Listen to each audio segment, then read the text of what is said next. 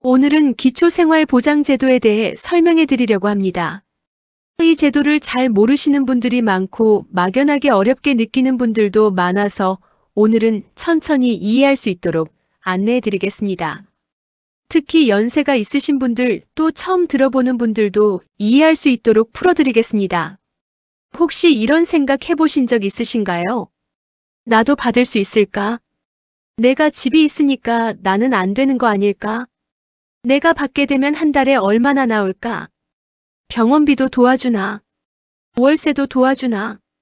이런 의문 오늘 확실히 이해하실 수 있습니다. 1. 기초생활보장제도 개요. 먼저 기초생활보장제도라는 것은 생활이 어려워 기본적인 생활이 어려운 사람에게 나라에서 대신 도와주는 제도입니다. 생활비, 의료비, 월세, 교육비까지 여러 부분에서 도와주는 제도입니다.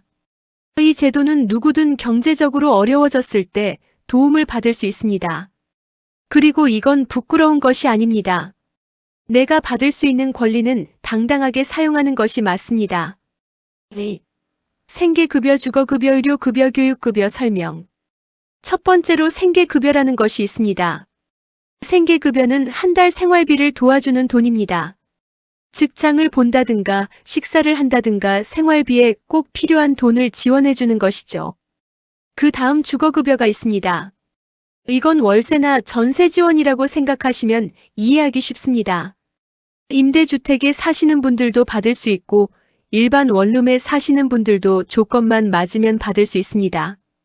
의료급여는 병원비 부담을 줄여주는 제도입니다. 아프면 병원 가야 하는데 그 비용이 너무 부담될 때 의료급여가 큰 도움이 됩니다. 정말 병원비 때문에 병원을 못 가는 분들이 많은데 의료급여는 그 부담을 줄여주는 제도입니다. 그리고 마지막으로 교육급여가 있는데 이건 아이들이 있는 가정에게 공부비를 도와주는 제도라고 이해하시면 됩니다. 학생들 교복비, 학교 준비물 이런 비용을 지원해주는 제도입니다. 3. 소득인 정액 설명.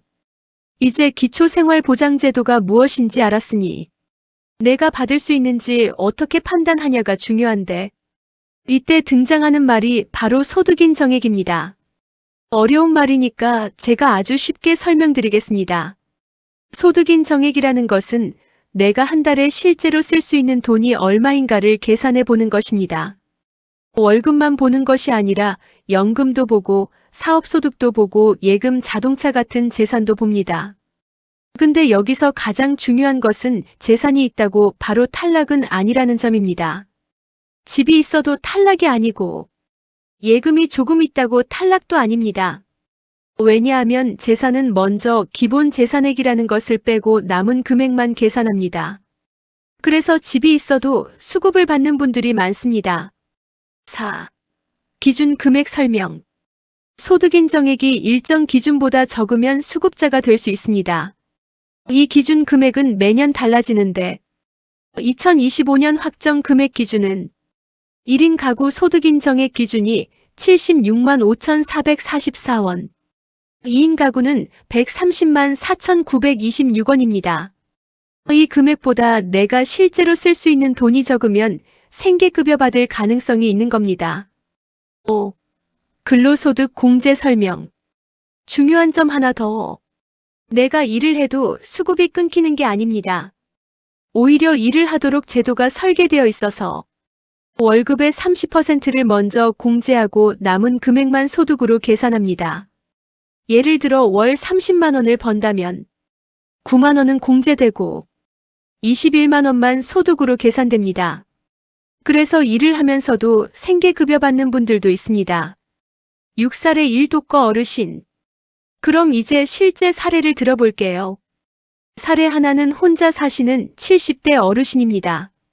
월소득은 없고 연금은 10만 원 정도, 예금 100만 원, 월세는 25만 원이었습니다. 어르신은 내가 받을 수 있을까 고민만 하다가 복지로에서 모의 계산을 해보셨습니다. 결과는 가능성이 있다고 나왔고 주민센터 상담을 통해 실제 생계급여와 의료급여를 받게 되었습니다. 지금은 병원비 부담이 줄어들어 생활이 한결 편해졌다고 말씀하셨습니다. 6. 사례 2 부부 가구. 두 번째 사례는 부부가 함께 사는 경우입니다. 남편은 일을 쉬고 있고 아내는 마트에서 월 30만 원을 벌고 있었습니다. 모의 계산을 해보니 가능성이 있다고 나왔고 주민센터에 가서 상담을 했습니다. 조사를 거쳐 생계급여를 받게 되었습니다. 이 경우 30만 원이 그대로 소득으로 계산되지 않고 21만 원만 계산되니 가능한 것입니다. 6. 사례 3 모의 계산. 세 번째 사례는 1인 가구인데 모의 계산에서는 가능성이 없었다고 나왔습니다.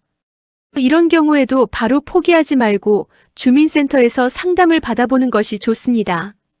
왜냐하면 각 지역마다 기준이 조금씩 다르고 의료비나 병원비가 많이 나오는 경우 의료급여가 될 가능성도 있기 때문입니다. 7. 복지로 모의 계산 방법. 그럼 복지로 모의 계산은 어떻게 하는지 설명드리겠습니다. 인터넷 검색창에 복지로라고 치면 사이트가 나오고 거기에 모의 계산 메뉴가 있습니다.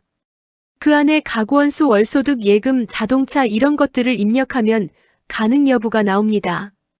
이 계산이 최종은 아니고 참고용입니다. 최종 결정은 주민센터에서 조사를 통해 이루어집니다. 8. 주민센터 상담 방법. 이제 주민센터 상담에 대해 안내 드릴게요. 상담 받을 때는 이렇게 말하시면 됩니다. 기초생활보장제도 대상이 될 수 있는지 상담만 받아보고 싶습니다. 상담은 무료입니다. 신청을 강요하지도 않습니다. 필요한 서류도 직원분이 차근차근 안내해 줍니다. 9. 자주 묻는 질문 정리. 마지막으로 몇 가지 자주 묻는 질문을 정리해서 알려드릴게요. 첫째, 집이 있으면 수급이 안 되나요? 집이 있어도 가능성은 있습니다. 둘째, 예금이 조금 있으면 안 되나요?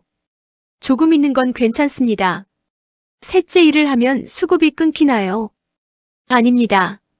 근로소득 공제가 있기 때문에 가능성이 있습니다.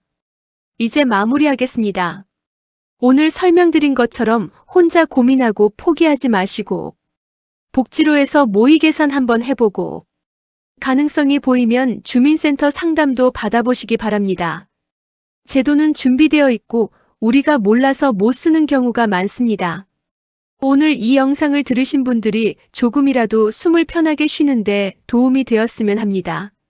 오늘 영상이 도움이 되셨다면 구독과 좋아요로 많은 분들에게 정보가 전해질 수 있도록 도와주세요.